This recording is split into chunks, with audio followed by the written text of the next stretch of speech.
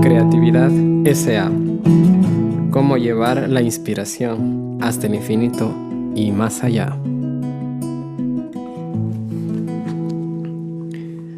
Cuando entro por las mañanas en los estudios de animación Pixar, después de dejar atrás la escultura de 6 metros y pico de Luxo Jr., la lámpara de sobremesa que es nuestra simpática mascota, de atravesar la doble puerta que da paso a un espectacular vestíbulo con techo acristalado, donde montan guardia unos Buzz Lightyears y Woody de tamaño natural y hechos enteramente de piezas de Lego, y subir las escaleras con dibujos y cuadros de los personajes que han poblado nuestras 14 películas, me vuelvo a sorprender por la peculiar cultura que define este lugar. Aunque he pasado por 1.000.000 de veces, nunca me canso de él. Pixar ocupa los más de 60.000 metros cuadrados de una antigua fábrica de conservas situada justo sobre el puente de la bahía de San Francisco. Steve Jobs la diseñó por dentro y por fuera. En realidad, su nombre es Edificio Steve Jobs. Tiene unos accesos y salidas diseñados de forma que animen a la gente a mezclarse, agruparse y comunicarse. En el exterior hay un campo de fútbol y otro de voleibol, una piscina y un anfiteatro de 600 plazas. Muchas veces los visitantes se hacen una idea equivocada del lugar, tomándolo por un mero capricho. Lo que no perciben es que la idea unificadora de este edificio no es el lujo, sino el espíritu de comunidad. Steve deseaba que el edificio respaldase el trabajo a fuerza de estimular nuestra capacidad de colaborar. Los animadores digitales que trabajan aquí tienen la libertad para decorar sus espacios de trabajo al estilo que deseen. Pasan los días dentro de casas de muñecas de color rosa y de cuyos techos cuelgan arañas de cristal en miniatura, cabañas caribeñas hechas con auténtico bambú y castillos, cuyas torres de poliespan de casi 5 metros de altura y meticulosamente pintadas parecen talladas en piedra. Una de las tradiciones anuales de la empresa es la Pixar Palooza, un macro festival en el que nuestras propias bandas de rock luchan por la primacía, dejándose el alma en los escenarios que realizamos en el jardín. La razón es que valoramos que cada uno se exprese libremente, lo cual suele provocar una profunda impresión en los visitantes, quienes muchas veces me comentan que la experiencia de visitar Pixar les deja con un sentimiento de nostalgia, como si faltase algo en sus vidas laborables, una energía tangible, una sensación de colaboración y de creatividad sin trabas, un sentimiento nada cursi de estar abierto a las posibilidades. Mi respuesta es que ese sentimiento que perciben, llámese exuberancia o irreverencia o incluso extravagancia, es una parte integral de nuestro éxito. Pero lo que hace especial a Pixar no es eso.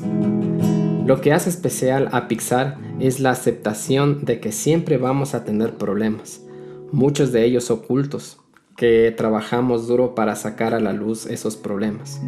Incluso si ello nos hace sentirnos incómodos y que, si topamos con un problema, encauzamos todas nuestras energías hacia su resolución.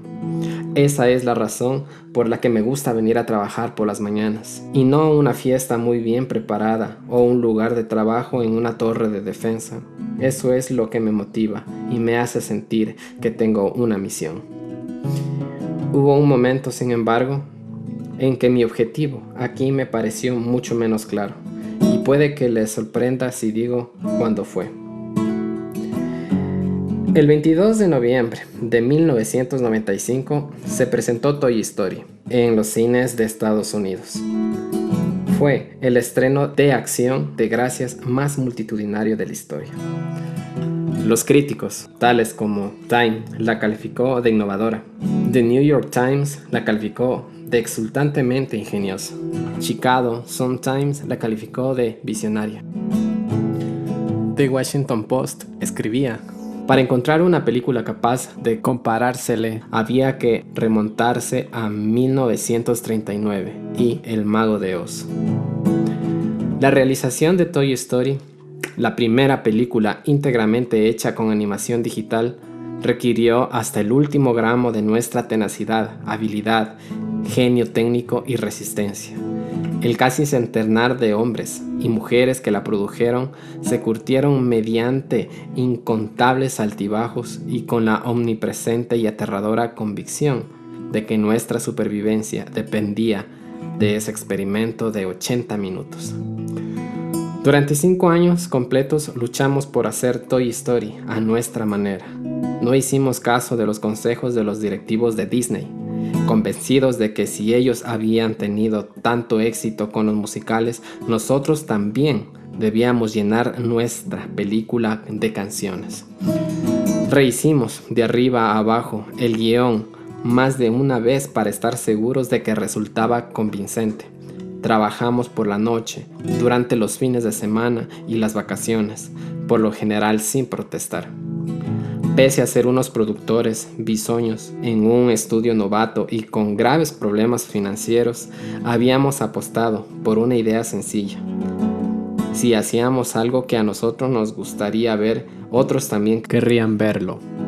Durante mucho tiempo tuvimos la sensación de haber cargado con esa roca montaña arriba, tratando de lograr lo imposible. Hubo incontables momentos en que el futuro de Pixar fue incierto. Y ahora, de pronto, nos veíamos puestos como ejemplo de lo que ocurre cuando los artistas confían en su instinto. Toy Story se convirtió en la película más taquillera del año y recaudó $358 millones en todo el mundo. Pero no eran solo los números lo que nos llenaba de orgullo. Después de todo, el dinero es una simple forma de medir una empresa floreciente y por lo general no la más significativa. No, lo que yo encontraba gratificante era lo que habíamos creado. Las críticas resaltaban la emotiva línea argumental y los estupendos personajes tridimensionales mencionados apenas y casi como algo tangencial que había sido realizada con ordenador. Aunque hubo una considerable cantidad de innovación que nos facilitó el trabajo, no permitimos que la tecnología asfixiase nuestro verdadero objetivo, hacer una gran película. Para mí, Toy Story representó la culminación de una meta que yo había perseguido durante más de 2 décadas y con la que llevaba soñando desde niño. De pequeño, a los años 50, ansiaba ser animador gráfico de Disney, pero no tenía ni idea de cómo conseguirlo. Ahora comprendo que me incliné instintivamente hacia los gráficos por ordenador, entonces un campo nuevo, como medio de perseguir aquel sueño. Si no podía animar a mano, tenía que buscar otra vía. En el instituto me impuse el objetivo de hacer, sin prisas, la primera película de animación por ordenador, y trabajé sin descanso durante 20 años para lograrlo. Ahora, la meta que impulsaba mi vida había sido alcanzada y experimentaba una inmensa sensación de alivio y exaltación, al menos de entrada.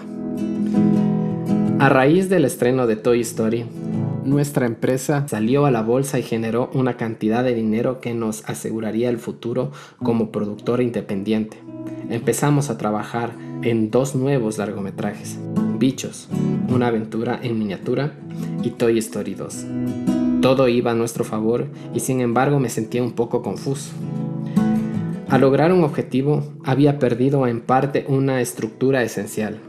Comencé a preguntarme, ¿esto es lo que de verdad quiero hacer?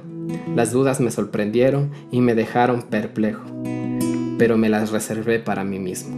Había ejercido como presidente de Pixar durante la mayor parte de la existencia de la empresa. Me gustaba el puesto y todo lo que representaba.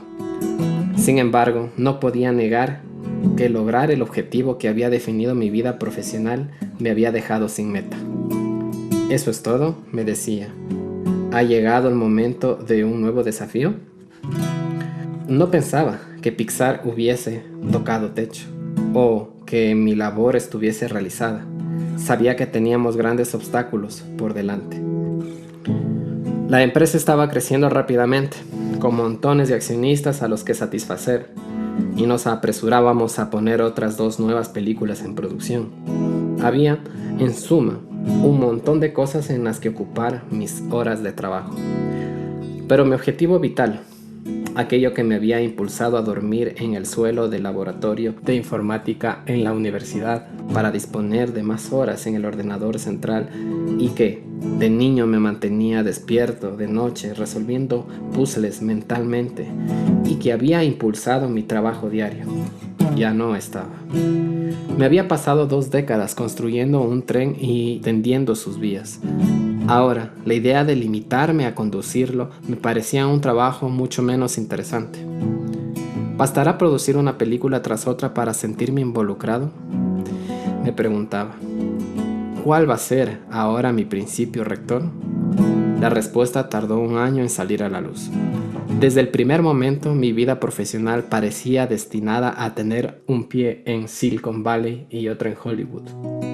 Empecé en la industria del cine en 1979, cuando George Lucas, que había ganado una montaña de dinero con el éxito de la Guerra de las Galaxias, me contrató para ayudarle a introducir la alta tecnología en la industria cinematográfica. No tenía su sede central en Los Ángeles, sino que había radicado su empresa Lucasfilm en el extremo norte de la bahía de San Francisco. Nuestras oficinas estaban situadas en San Rafael, a 1 hora en coche de Palo Alto, el corazón de Silicon Valley. Un apodo que estaba empezando a imponerse entonces cuando las empresas de semiconductores e informática empezaron a despegar.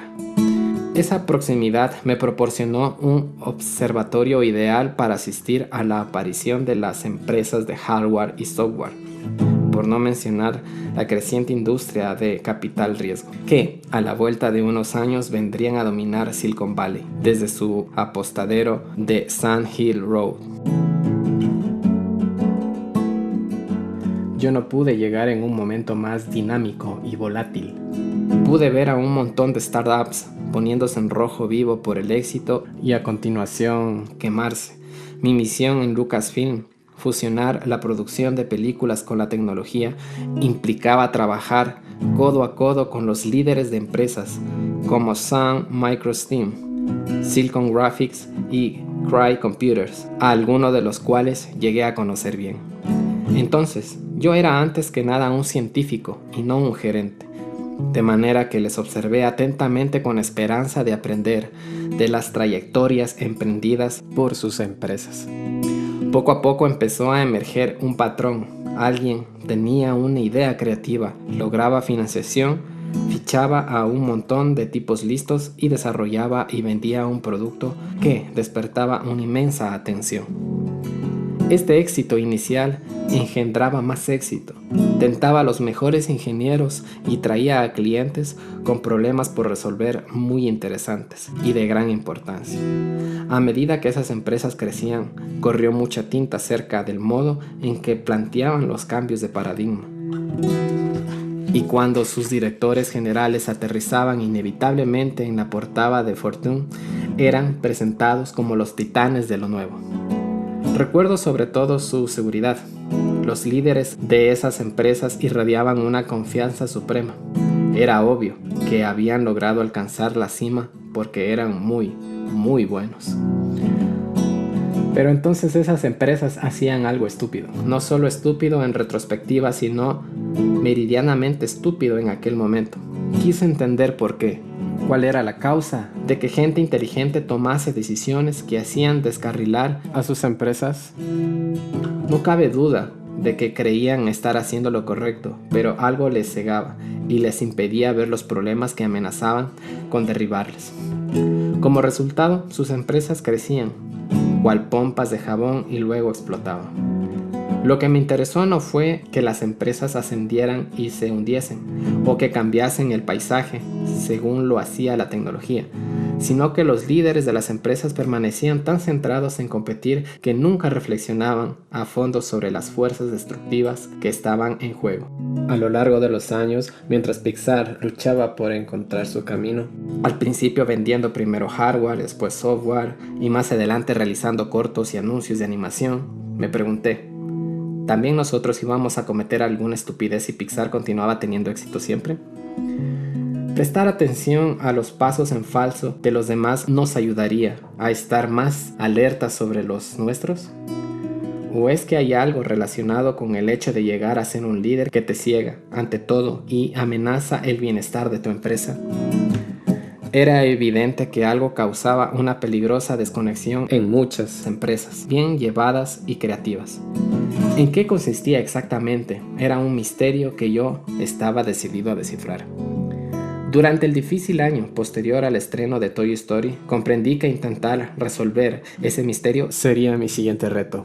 Mi deseo de proteger a Pixar de las fuerzas que arruinaban a tantas empresas me proporcionó un renovado centro de interés.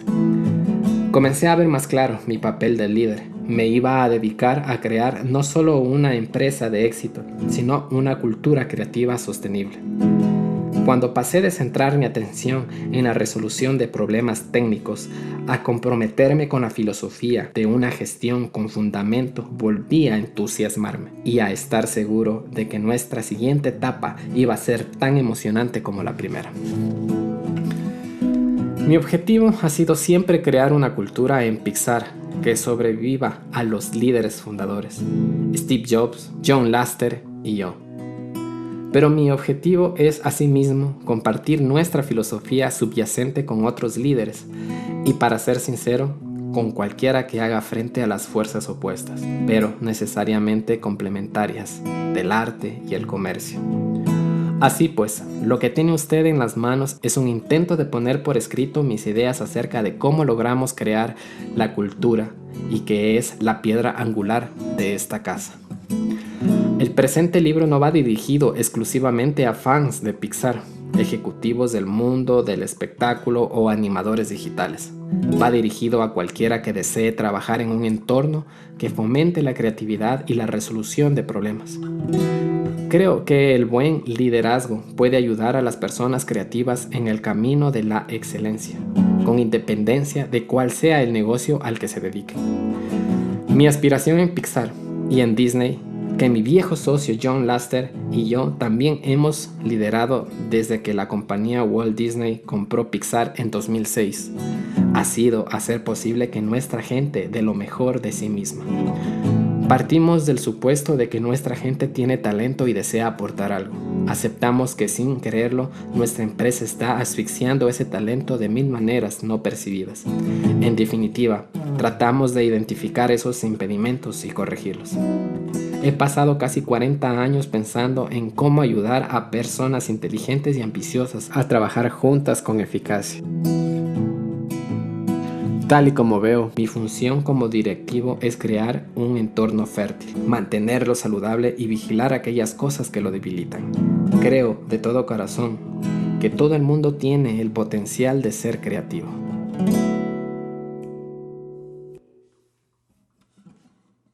Cualquiera que sea la forma que adopte esa creatividad y que estimular tal desarrollo es algo noble, y aún me interesan más los obstáculos que se interponen en el camino, muchas veces sin que los detectemos, e interfieren en la actividad propia de cualquier empresa floreciente. La tesis de este libro es que si bien surgen numerosos impedimentos para la creatividad, existen medidas eficaces que pueden ser adoptadas para proteger el proceso creativo. En las páginas siguientes trataremos muchas de las medidas que tomamos en Pixar. Pero para mí, los mecanismos más fascinantes son los relacionados con la incertidumbre, la inestabilidad, la falta de franqueza y aquello que no vemos. Creo que los mejores directivos reconocen y reservan un espacio para lo que desconocen, no solo porque la humildad es una virtud, sino porque los avances más notables no se producen hasta que no se adopta esa mentalidad. Pienso que los directivos deben relajar los controles, no endurecerlos. Deben aceptar el riesgo, deben confiar en las personas con las que trabajan y esforzarse por despejarles el camino. Y deben prestar siempre atención y hacer frente a todo aquello que produzca miedo. Por encima de todo, los líderes de éxito deben asumir la realidad de que sus modelos pueden estar equivocados o ser incompletos. Solo cuando admitimos lo que desconocemos podemos confiar en aprenderlo.